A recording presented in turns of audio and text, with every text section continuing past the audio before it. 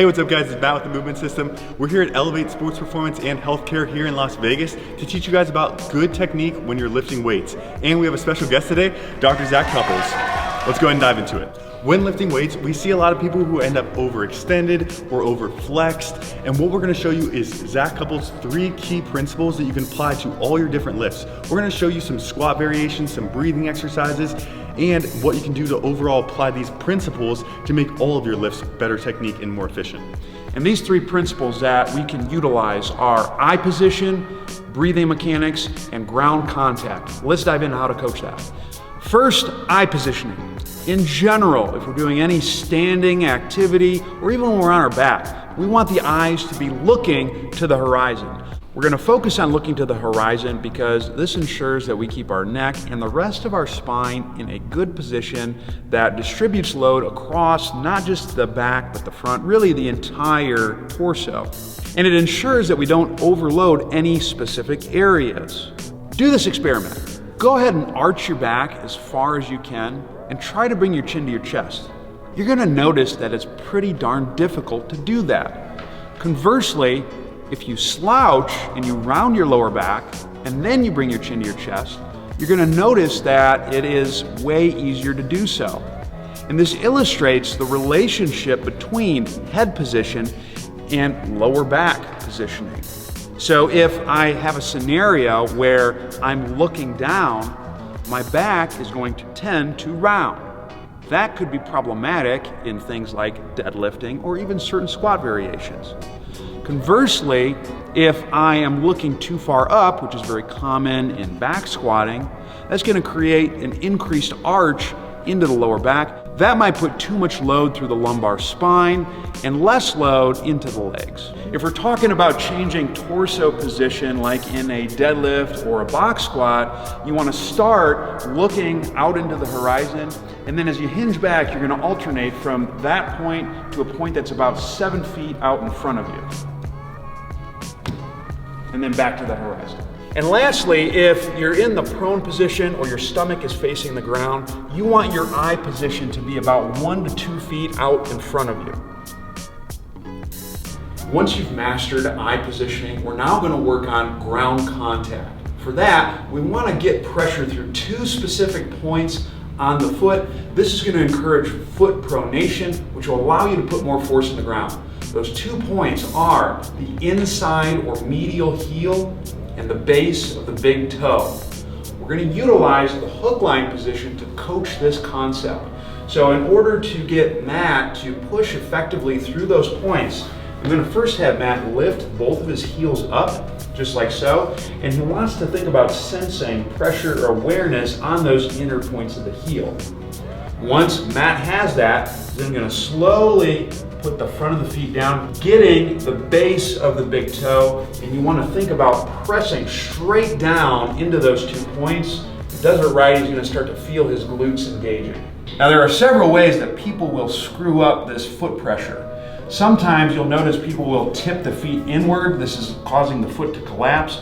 We don't want to do that necessarily because what will happen is we're going to lose contact of the outside border of the foot. That's going to limit the amount of pressure that you'll be able to place into the ground. The other way that people will screw this up is by doing some funky things through the toes. Either you'll see the toes lift up, which limits the amount of pressure that you can place into the base of the big toe, or you'll see the toes start to scrunch. And what that will do is that will actually cause the base of the big toe to lift off the ground, which will also limit your foot pressure.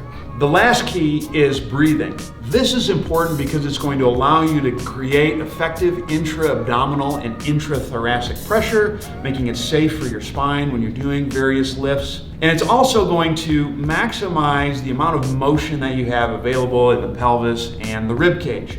Here's how we can coach breathing. What I'm going to have Matt do is I want Matt to place his hands right below his lower belly. And the first thing I'm going to focus on is the inhale. With the inhalation piece, what I'm looking for is I want the mouth closed and I want it to be silent in through the nose. Imagine that Michael Myers from the Halloween movies is somewhere close by, but you don't want him to hear you inhaling. So if you listen real close, we can kind of hear that at that time. I want it even quieter. That's what we want right there. Once the inhale is silent, we then want to work on creating an effective exhalation. And Matt's already doing a pretty good job. I want the exhale to be soft and slow with an open mouth. In terms of what should happen in the ab wall and the rib cage, we want to think about the lower portion of the abdominal wall dropping down towards the spine. So go ahead and breathe in through your nose again, silently. Nailed it. Exhale is soft, slow, and you want to see this portion of the ab wall drop down. As you progress and you do more breaths, you're also going to notice eventually, go ahead and breathe in, that the lower portion of the rib cage will also drop back towards the spine. But what you don't want to do is force this down, because as you saw, when I forced Matt's rib cage down, his lower abs came up. Well, what's happening in that case then is you're not getting movement of the abdominal contents upward, which is actually needed and occurs during the exhalation. Now, if we apply those three concepts in this specific move, we're going to focus on making sure Matt has eyes looking to the horizon, in this case, the ceiling.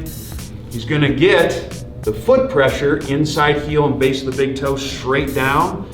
So he's going to feel his glutes engage. Doing the breaths. And you can do 5 breaths silent in through the nose, nice, long, slow. Exhale. Continue to apply a little bit more pressure into the ground. That's going to really get the back of the legs, the glutes working.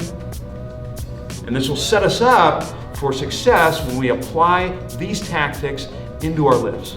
Now that we've drilled down those 3 pieces in a lower level drill like hook lying, here's what it looks like in a higher level exercise, such as a goblet squat. Eyes are looking to the horizon. Matt is going to sense weight on his inside heel and big toe base. And that's why he softened his knee, so he could do that. Then, breathing sequence to start before lowering, silent in through the nose. Take that nice slow exhale through the mouth, making sure that the lower abs come backwards towards the spine. And then you're going to apply breathing as you normally would during the lift. Inhale and drop down into the eccentric phase, nice and slow.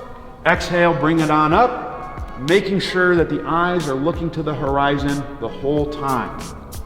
And although we're using a goblet squat to teach this concept, you can apply those 3 tactics to any lift, whether it's a front squat, whether it's a trap bar deadlift, or even if it's something such as a bench press. Hopefully these principles help you improve your lifting technique. Big shout out to Dr. Zach Cupples for coming on today. And if you guys want to learn more, I actually went on his channel to do a video talking about plyometric exercises. So you can go ahead and check that video out if you want to learn more. Thanks so much for watching, guys, and we'll catch you in the next one.